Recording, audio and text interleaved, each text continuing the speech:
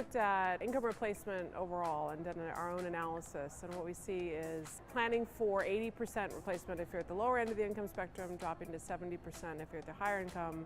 But that's really equivalent to your 100% of your current lifestyle, right? Because you're basically taking your total income minus your taxes, minus your saving, and getting to a number that's really equivalent to what you're currently spending. So I think how people hear 80%, they think it's 80% of their lifestyle. It's really 80% of income, but 100% of their current lifestyle. And what we see for people once they get to retirement, when we look at our data, oftentimes people are spending more than they spent before they retired on their lifestyle. In the first several years after retirement, it's often an active time when you've got capital and you have time and health and the ability to do things you wanted to do. So I think people need to really fine-tune their spending assumptions as they get close to retirement. Using 80% of pre-retirement income before retirement as a general rule of thumb is a good, I think, proxy, but getting smarter about how spending actually evolves when they're closer to retirement is important.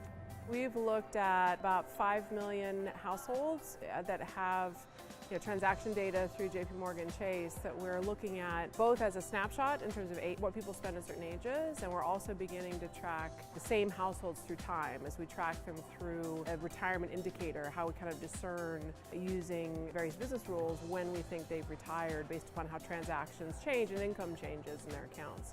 And so what we clearly see is that yes, early in retirement, people have, again, a list, they've got capital, they've got health, and they have activities that they want to do.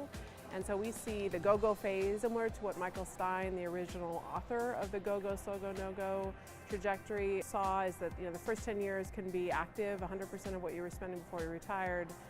And then we see people slow down, and that could be because they've done the activities they wanted to do. Could be because typically a first long-term care event is at 79, so one spouse might be needing to stay closer to home or have issues.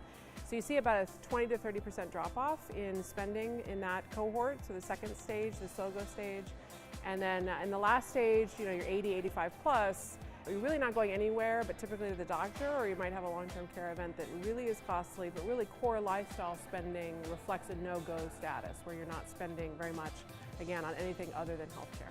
So we see the three stages being very real in terms of behaviorally how people want to use their wealth to make the most of their retirement. Within our data, we've really looked at personas or profiles, or other clusters of people that actually act like each other. And we see a big cohort of people that we're calling the homebodies. So they're individuals who have a great deal of their spending in homes. Could be home renovation, real estate taxes, could be two homes that ultimately will go down to one. But another cohort we see, about 10% of the profiles, was interesting, we call them the Globetrotters. And what we see is that for people who are active travelers during their working years, even if it's do the national parks in the United States, and we're not necessarily talking about going around the world, what we see in retirement is that those individuals, the older they are and the more wealth they have, the more they spend on travel, the older they get. So it is similar to healthcare.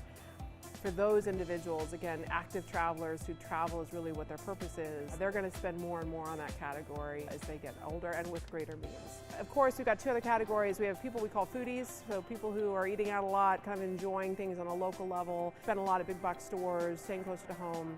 And then the last cohort, about 5% of people we see already have very high healthcare expenses. So we know if they already are dedicating a significant amount of their budget to healthcare, that will likely increase over time as well.